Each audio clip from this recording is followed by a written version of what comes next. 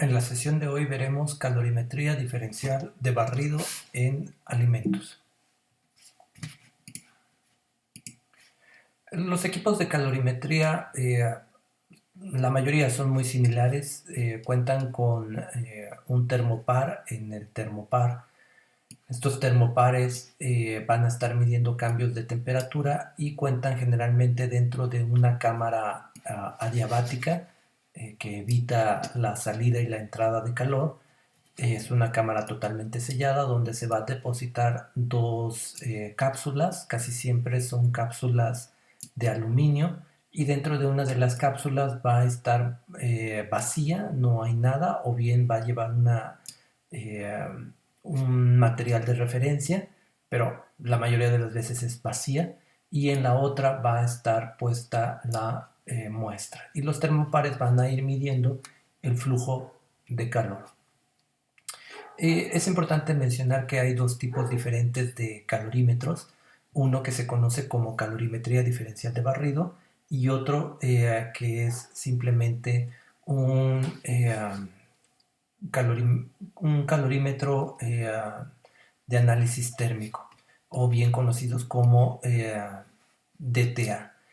La diferencia entre los DTA y los DSC, que este es calorimetría diferencial de barrido, es que estos nos dan datos cualitativos y nos muestra el comportamiento del material cuando se somete a un análisis térmico, pero nos da un valor cualitativo, es decir, no permite hacer la medición de la cantidad de energía, solamente nos da el comportamiento en forma de gráficas, pero no nos da información cuantitativa de la cantidad de calor o el flujo de calor que se genera durante un proceso de calentamiento. Nos vamos a estar enfocando, eso solamente era para aclarar los dos tipos de equipos, pero vamos a estar trabajando con calorimetría diferencial de barrido. Esta, como les comenté, tiene aquí unas resistencias a las cuales se les va a aplicar un voltaje, un microvoltaje, porque se aplica en cantidades pequeñas. A partir de saber la cantidad de voltaje que se aplica, se puede estimar el calor que se está suministrando y se va a tener una, como les comentaba, una cápsula de referencia que casi siempre va vacía y una cápsula donde tenemos nuestra muestra. También los equipos, prácticamente todos, cuentan con una entrada para gas purga.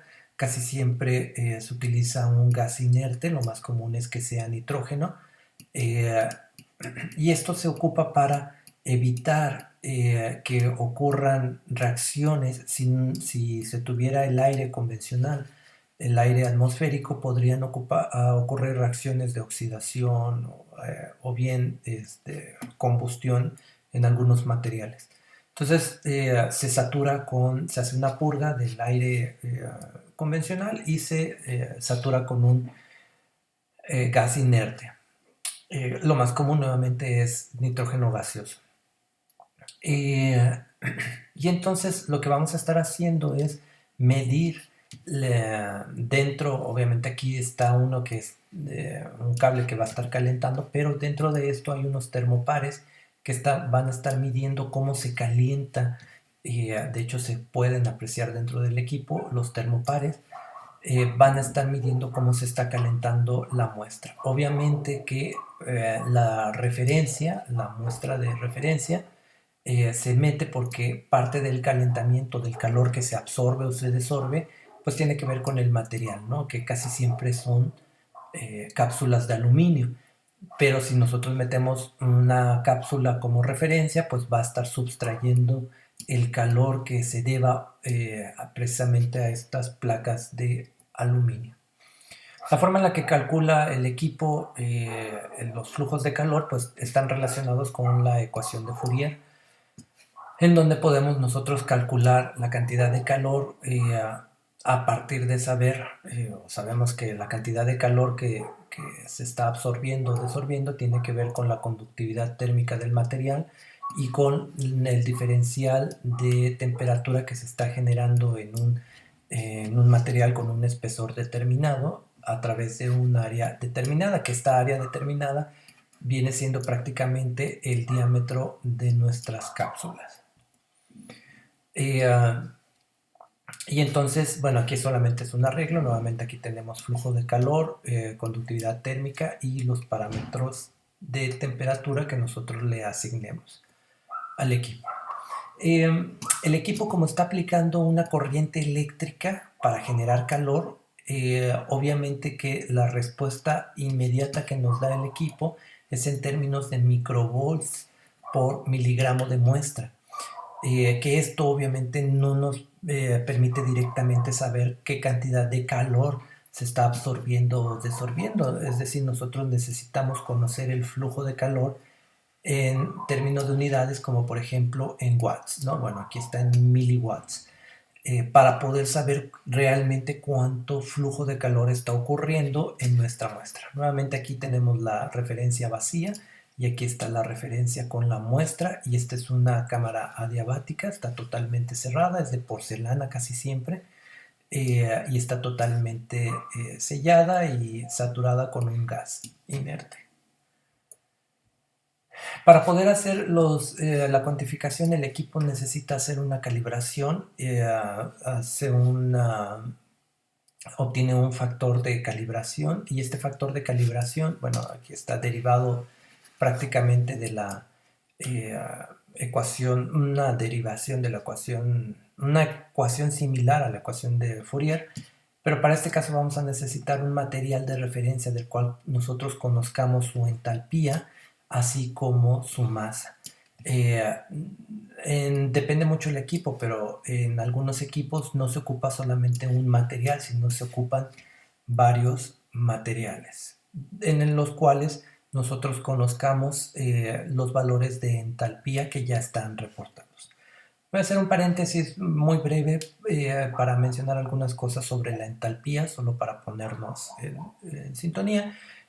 Hay que recordar que la entalpía es una medida de la energía interna que hay en el material. Y en su caso, si es que hubiera cambios de presión y volumen, es decir, que hubiera trabajo.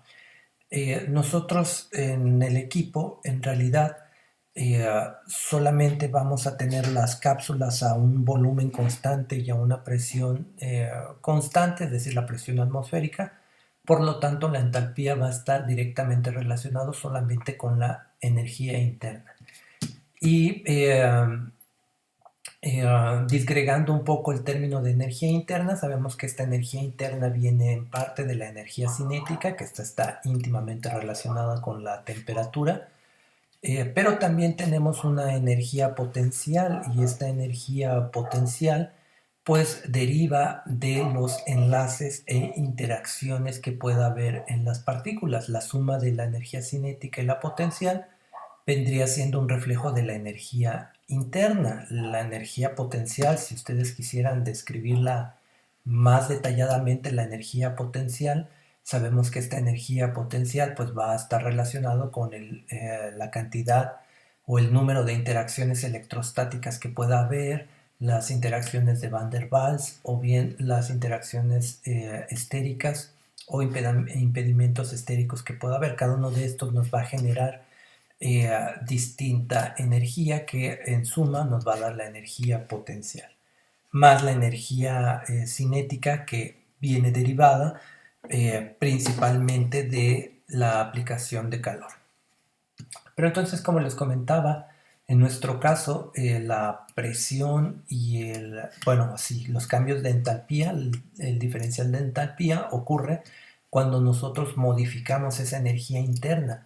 Y esta energía interna nosotros la podemos modificar ya sea por un incremento en la temperatura, o por bien por una reacción que esté ocurriendo, o una reorganización de las moléculas. Por ejemplo, cuando inducimos cristalización, o bien cuando ocurre algo como oxidación o alguna otra reacción. Se va a modificar la energía interna y por lo tanto va a entalpía del sistema. Nuevamente, nosotros en el equipo, en el calorímetro, trabajamos con unas cápsulas donde no vamos a estar ni modificando el volumen ni la presión. Por lo tanto, se asume que el flujo de calor o el diferencial de calor del flujo de calor va a estar relacionado directamente con la energía interna, lo cual va a estar relacionado directamente con la entalpía o cambios en la entalpía en el sistema.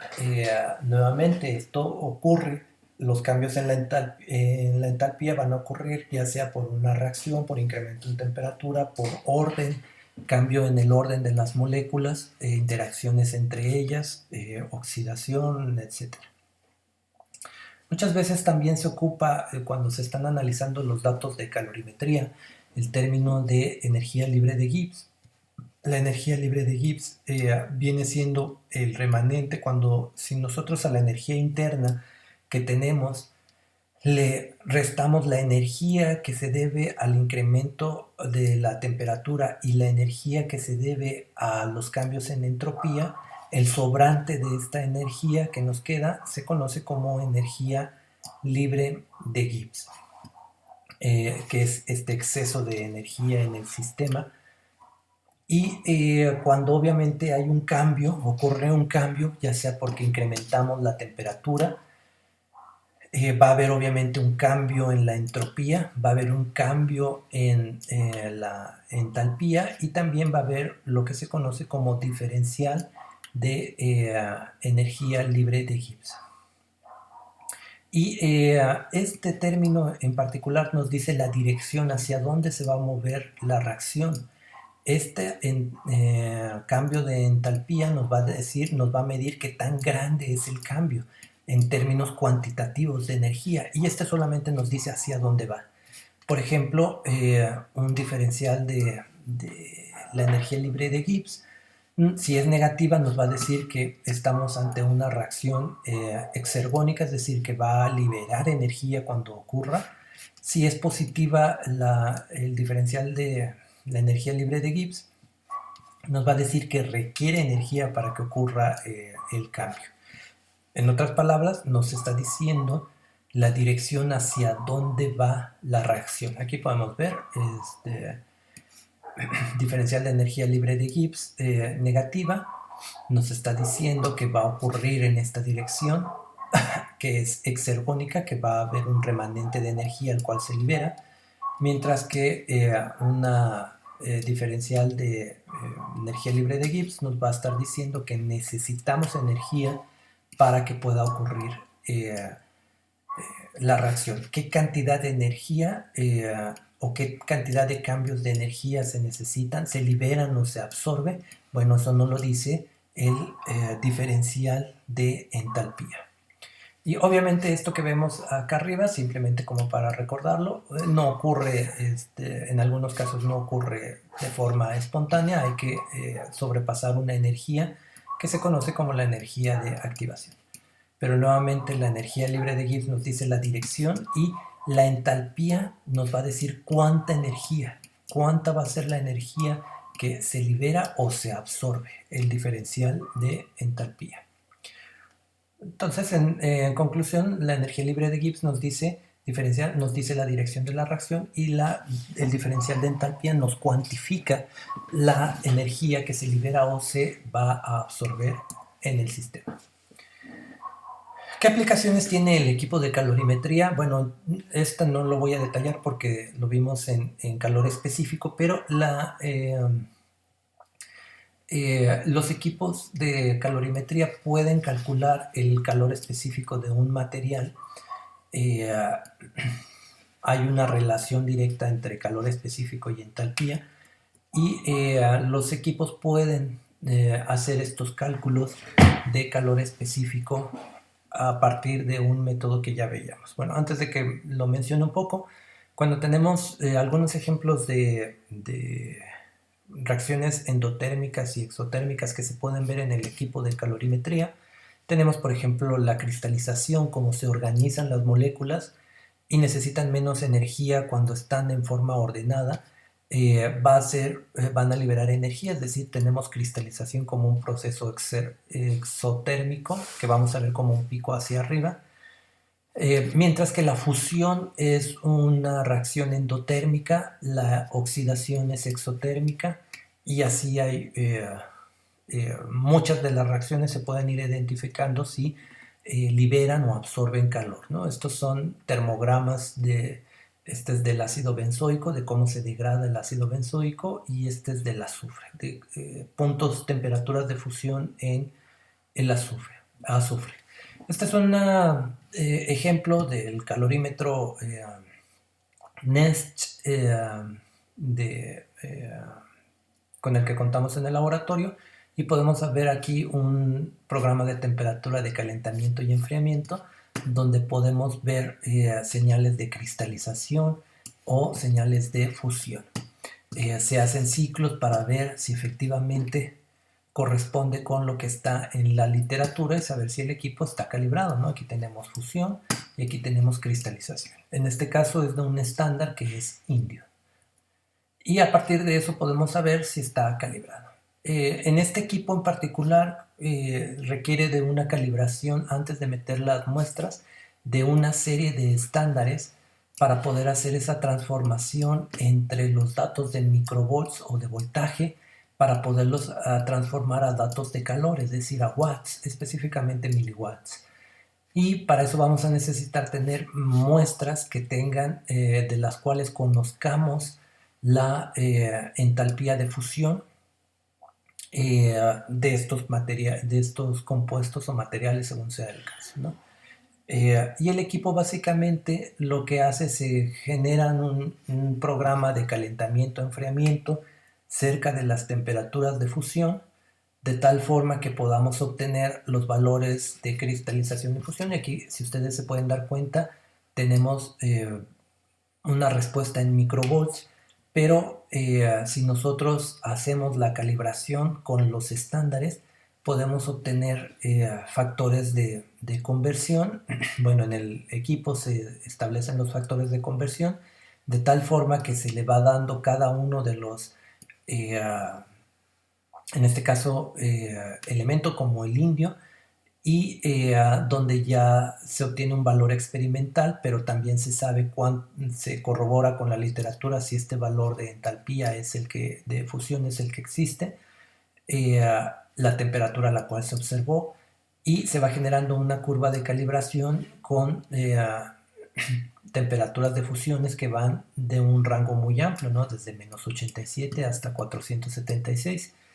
De tal forma que si nosotros metemos una muestra que esté entre estos valores de aquí, que pues obviamente casi todas las muestras van a estar dentro de todo esto, podemos nosotros hacer un cálculo de flujo de calor. Bueno, el equipo hace un cálculo de flujo de calor a partir de estos datos de calibración.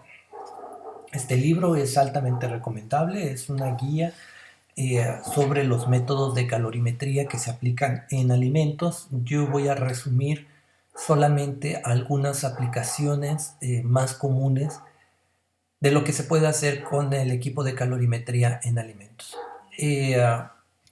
Por ejemplo, se pueden ver en las grasas, se puede ver cristalización, o se puede ver fusión, también se puede ver oxidación.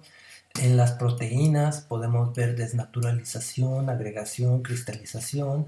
Lo mismo en las enzimas, desnaturalización. En algunas no es tan fácil, pero sí se puede ver reacciones enzimáticas. Almidones, retrogradación, oxidación, gelatinización. Esto es muy utilizado en almidones, gelatinización. Temperatura de transición vítrea. En la leche, fusión de las grasas, cristalización de las grasas, oxidación de las grasas. Gelatinas, gelatinización, fundido, etc., ¿no? Es decir, inclusive en microorganismos, como muchos de estos liberan calor durante la fermentación. Por ejemplo, en la fermentación alcohólica es muy común que se libere cantidades importantes de calor. Se pueden ver, seguir procesos de fermentación a través de calorimetría. Y los equipos cuentan con dos modos, un modo que se conoce como modo isotérmico y un modo dinámico. El isotérmico se mantiene, si ustedes le dicen, a 30 grados centígrados por 24 horas. El equipo va a mantenerse monitoreando durante 24 horas a 30 grados centígrados por las 24 horas, y va a tratar de ver si hay un cambio durante ese tiempo. Este se conoce como modo isotérmico, o bien modo dinámico. Le pueden decir ustedes que vaya de 30 grados centígrados hasta 80 grados centígrados y luego baje a 5 grados centígrados y luego suba a 300 grados centígrados. Es decir, esto es un modo dinámico y también puede estar viendo ahí los cambios. Esta es una guía de cuándo se ocupa un modo isotérmico y cuándo se ocupa un modo dinámico.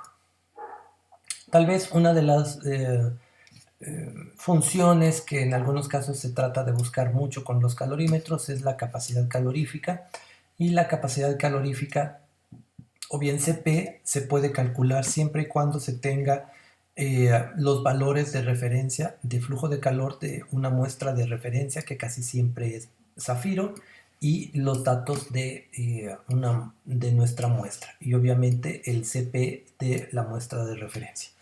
Para más detalles pueden revisar la presentación de capacidad calorífica, donde se detalla con calma este método. Aquí solamente mencionaremos, bueno, estos son algunos ejemplos de CP, de capacidad calorífica, calculados con el calorímetro, y ahí podemos ver los valores reportados. Pero nuevamente, si quieren tener más detalles sobre el calor específico, pueden regresar a la presentación sobre calor específico. Otra de las cosas en el caso de lípidos, de aceites, algo que es de mucha utilidad es ver la cristalización de estos aceites. O en general cristalización de aceites, que es lo más común, grasas, pero también de azúcares o cristalización de proteínas. La cristalización en general ocurre siempre y cuando estemos por arriba de la solubilidad.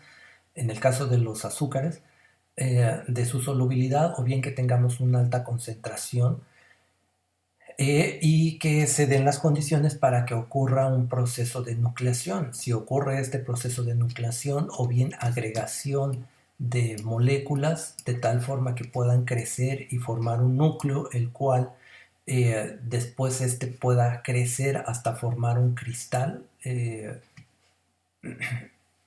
esto va a favorecer y va a generar un cambio en sobre todo en la energía interna del material, porque los cristales son estructuras altamente ordenadas que necesitan poca energía. Es decir, este es un proceso exotérmico, va a liberar calor. Aquí podemos ver algunos ejemplos de estos cristales lactosa. Este es hielo 7. Y acá abajo vemos algunos ejemplos de cristales de proteínas. Como les comentaba, los cristales es un proceso están en un estado altamente ordenado y requieren de muy poca energía. Por lo tanto, cuando pasan de estar en forma no cristalizada a cristalizada, hay una liberación de energía. Pero por el contrario, cuando se deshacen estos cristales o se solubilizan, entonces hay una absorción de energía para pasar de este estado a este otro estado.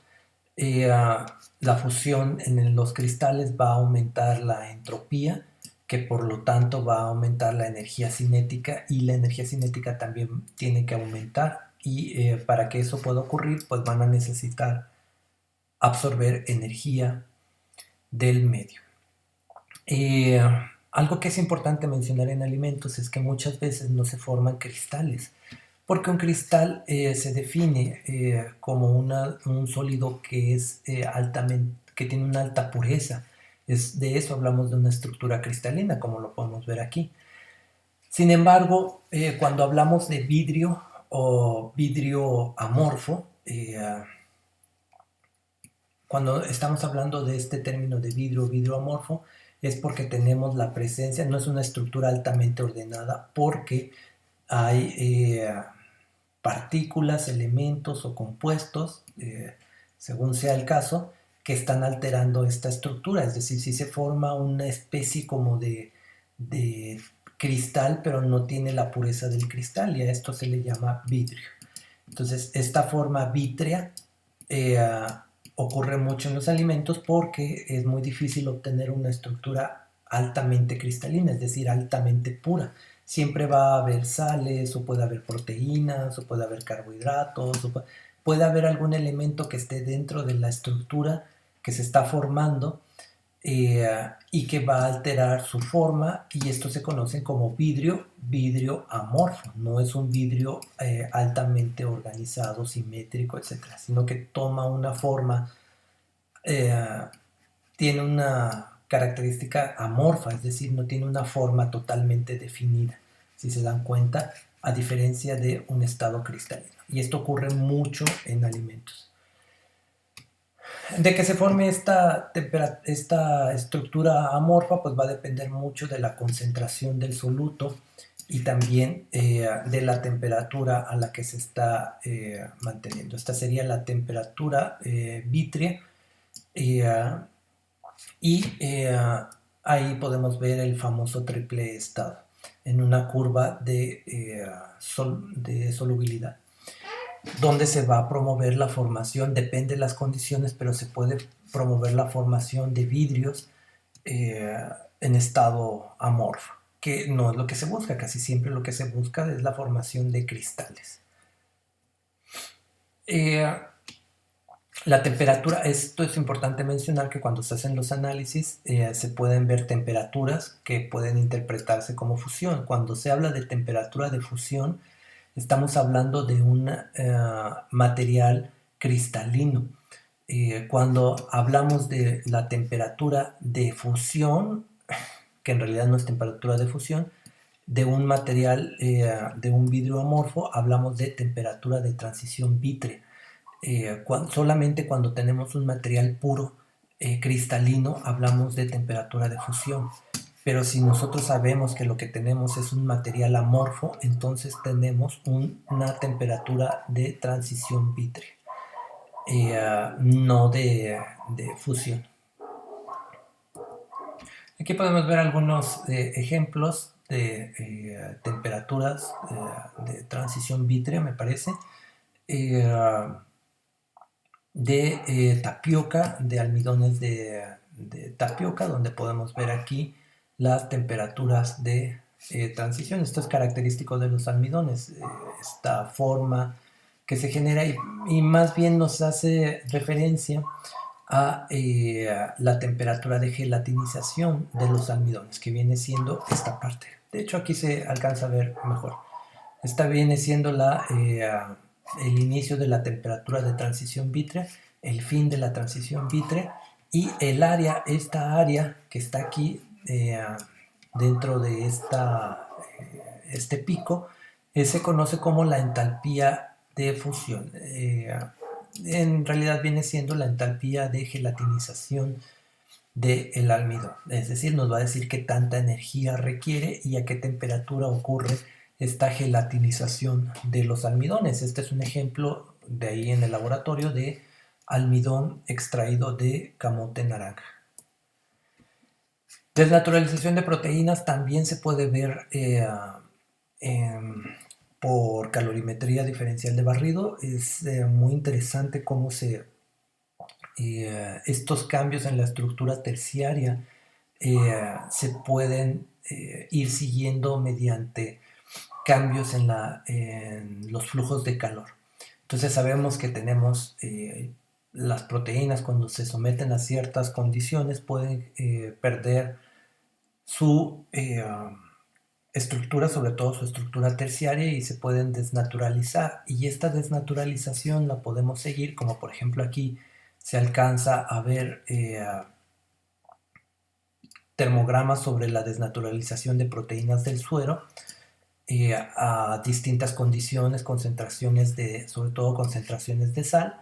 Y aquí podemos ver cómo la desnaturalización de las proteínas se ve como un pico endotérmico, y después, posteriormente a que están desnaturalizadas, esta sería su forma nativa, vamos a suponer, se abre la estructura, y posteriormente, ya que están abiertas las cadenas, en algunos casos tienden a agregarse entre ellas, y entonces forman agregados que se pueden ver, agregados ordenados, que se puede ver como un pico exotérmico. Entonces podemos ver la forma en la que se desnaturalizan las proteínas, pero también en la forma en la que se agregan estas.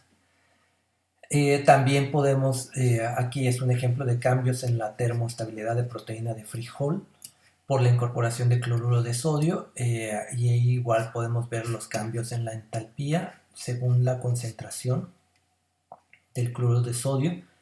Y la temperatura de desnaturalización aumenta con la concentración de sal. A medida que aumenta la concentración de sal, aumenta la temperatura de desnaturalización, es decir, es más estable, le da estabilidad la presencia de sal, se necesita más energía para desnaturalizar a las proteínas. En este lado también seguimos con proteínas, donde podemos ver cuando nosotros tenemos ya esa desnaturalización, agregación o formación de geles, como son cambios que inducen, como en este caso la gelación, cambios en la estructura, van a absorber o a desorber calor, y los podemos seguir con programas como esto. Por ejemplo, vean, este es un programa donde se va haciendo calentamiento, pero con un tiempo de estabilización, es decir, se mantiene a una determinada temperatura, a un determinado tiempo una temperatura, por ejemplo 5 grados centígrados, y luego se eleva la temperatura y se mantiene un par de horas a esa temperatura, se sube la temperatura y se vuelve a mantener, y así sucesivamente. Y aquí se pueden ir siguiendo los cambios en el flujo de calor, que nos va a ir dando, va a ser un reflejo de cómo se está gelificando el material. Pasa de un estado desordenado a un estado ordenado, el cual necesita menos energía y va a ir liberando calor. Y nos permite saber en cuánto tiempo ocurre y cuánta energía se requiere para poder hacer esos cambios de estado. Las reacciones enzimáticas son difíciles porque logísticamente es difícil de analizar con el calorímetro, porque estas reacciones suelen iniciar rápidamente en cuanto se pone el sustrato, en contacto la enzima con el sustrato, y la logística del equipo, el problema con la logística es que hay que poner el sustrato y luego después hay que sellar con cuidado la cápsula, hay que ponerla en el equipo, pedirle que haga los flush de purga, y después que inicie. Todo ese proceso toma varios minutos, y las reacciones enzimáticas casi siempre ocurren en tiempos muy cortos. Pero si ustedes tienen una reacción enzimática que ocurre en tiempos más largos, por ejemplo aquí la siguieron por hora y media, pueden hacerse estas mediciones de flujo de calor, pero si tienen una reacción que ocurra rápido en los primeros minutos, es muy difícil montar este tipo de pruebas, pero sí se podría ver. En el caso de estudios microbiológicos, también se puede utilizar para evaluar, por ejemplo, dosis de antibiótico o antimicrobianos, control de fermentaciones alcohólicas. Aquí hay un error. Porque las fermentaciones alcohólicas tienden a liberar mucho calor durante el proceso de fermentación, entonces podemos tratar de seguir los procesos de fermentación con la liberación de calor. En la panificación también, cuando se pone a incubar con la levadura para la generación de gas, en las masas se puede ir viendo, monitoreando, control de productos lácteos fermentados, control en la producción de biomasa y control en el crecimiento de patógenos, porque todas estas operaciones van a liberar o absorber calor según sea el caso, ¿no? Por ejemplo, aquí estamos viendo de una bacteria que fue tratada con altas presiones y una que no fue tratada con altas presiones, y aquí están tratando de ver qué tan activa puede ser la bacteria antes y después de haber sido tratada con altas presiones. Y entonces aquí podemos ver que esta que fue la que es tratada con altas presiones, no se observan grandes cambios en su termograma, lo que quiere decir que tiene muy poca actividad o muy poco crecimiento. A lo mejor no está muerta, Probablemente estos estudios lo hicieron porque tal vez cuando hacían los cultivos veían que estaba viva la bacteria, pero a lo mejor no está muerta, pero no sigue funcionando de la misma forma, es decir, tiene menor actividad en comparación. Esta es el control y esta es la que no fue tratada. Perdón, esta es la que fue tratada con altas presiones y esta viene siendo el control. Y vemos que en términos de actividad que se reflejan en el calor, la que fue tratada con altas presiones tiene menor actividad metabólica. Muy bien, hasta aquí quedamos con la presentación de calorimetría diferencial de barrido. Eh, cualquier duda en la sesión en vivo, con gusto la resolvemos.